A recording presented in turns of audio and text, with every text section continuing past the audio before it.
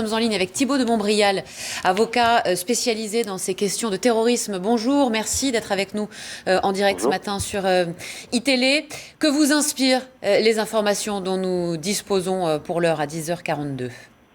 Écoutez, je pense qu'à chaud et avec encore très peu de recul, il y a deux enseignements principaux. Le premier, c'est sur le mode opératoire et le deuxième, c'est à propos de la cible. Sur le mode opératoire, et Alain Hamon vient de le dire, dès lors qu'aucun explosif ne semble avoir été récupéré, il y a des fusils d'assaut, il y a aussi un peu d'autres matériels d'opération tactique. Ça implique qu'une fois de plus, la France était sur le point d'être confrontée à une attaque au fusil mitrailleur dans une foule. On a trouvé aussi le minutage entre les cibles, entre les églises et les différents commissariats alentours, ce qui implique que l'intéressé était vraisemblablement sur le point d'attaquer une entrée ou une sortie d'église, mais qui n'avait pas l'intention d'y mourir. C'était pas un martyr, c'était tout comme son prédécesseur, tout comme les Kouachi, tout comme l'auteur des attentats de Copenhague, ce sont des gens qui sont déterminés, qui sont prêts à mourir, mais qui n'ont pas envie de mourir. Ils ont envie de faire le maximum de dégâts, mais ils se préparent une porte de sortie, un minutage par rapport à l'intervention des policiers, éventuellement une deuxième voiture, etc., etc.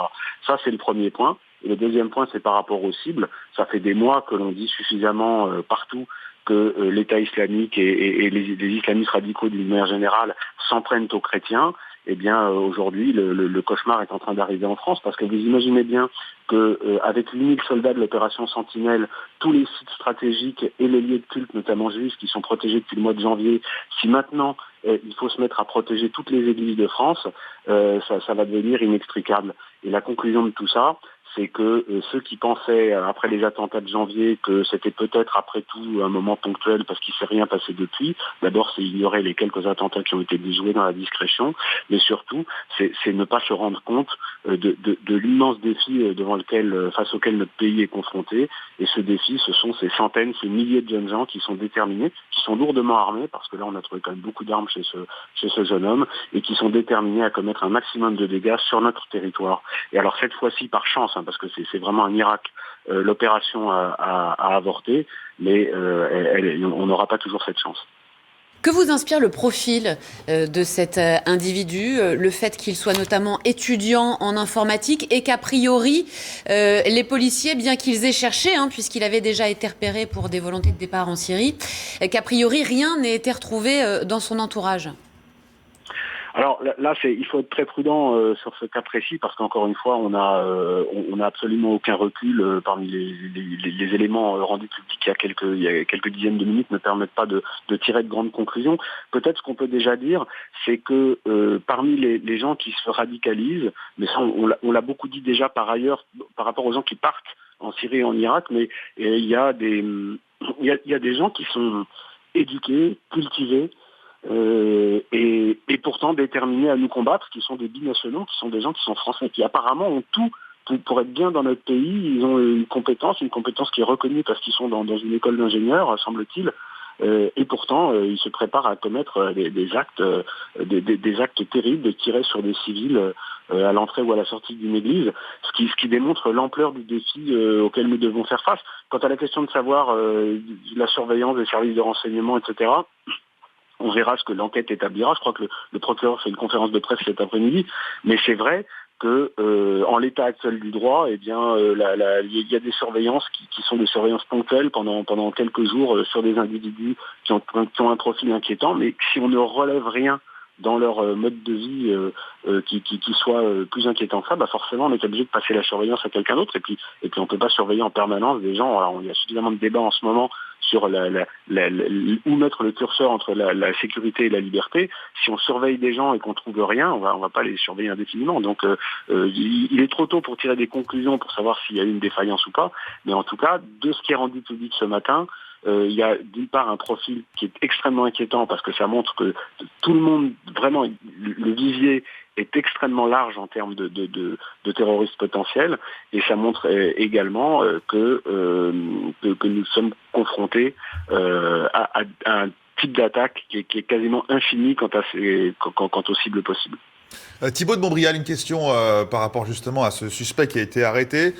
Visiblement, il avait ce projet d'attentat qui vise deux églises en région parisienne. Est-ce que pour cet étudiant qui souhaitait intégrer les rangs de l'État islamique en Syrie, est-ce que pour lui ces attentats avant un éventuel départ, est-ce que ça aurait été quelque part une sorte de passeport, de gage pour les membres de l'État islamique en disant voilà, j'ai fait mes preuves et maintenant je peux partir?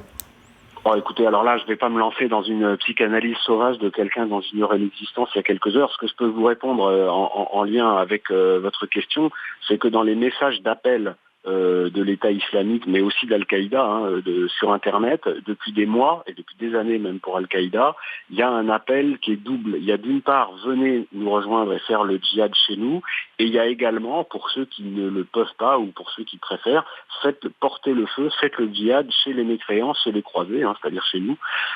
Et peut-être, est-ce que, pour des raisons que l'enquête établira, c'est finalement cette option que cet individu avait préféré. Mais c'est certain, quand on voit comment les frères Kouachi et Amédi Koulibaly ont été célébrés ensuite sur les sites djihadistes, c'est certain que s'il avait tué 80 personnes devant une église ou devant deux églises, il serait devenu, d'abord il aurait commis un événement qui aurait occupé la une de l'actualité mondiale pendant plusieurs jours, et ensuite il aurait été honoré par les individus mêmes qui cherchent à déclencher ce genre de passage à l'acte, non plus seulement au Maghreb ou au Moyen-Orient, mais encore une fois, il faut le répéter, sur notre propre territoire.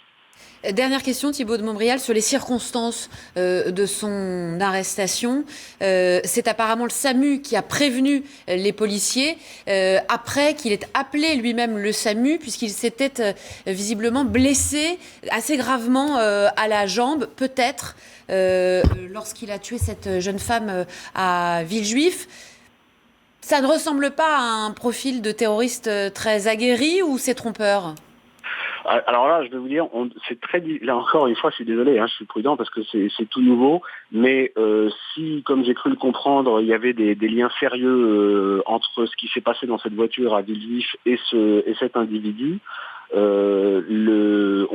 peut-être qu'on découvrira que la jeune femme qui est morte a empêché par sa résistance un attentat, et que c'est peut-être elle qui a retourné l'arme dans une lutte, l'arme de l'individu qui a été dans la mêlée, un coup de feu est parti. C'est très difficile à dire. Je pense que c'est plutôt ça qui s'est passé. Plutôt qu'un individu extrêmement maladroit qui se fait tirer une balle dans la jambe en armant son pistolet. Ça, j'y crois pas beaucoup. Je pense plutôt, compte tenu des éléments matériels dont on entend parler depuis quelques heures, et qui lie de façon à peu près certaine cet individu et ce qui s'est passé dans la voiture de la jeune femme, je pense plutôt à une lutte dans un habitacle qui est un espace clos, et il est tout à fait possible que des coups de feu soient partis de façon intempestive et qu'il en ait pris une dans la mêlée. De là à conclure qu'il était maladroit, je pense que c'est très prématuré. En tout cas, avec une Kalachnikov, et quand on sait s'en servir devant une foule de fidèles qui se préparent à rentrer à l'église, il n'y a pas besoin d'avoir fait la guerre pendant 3 ans pour être capable de faire une hécatombe.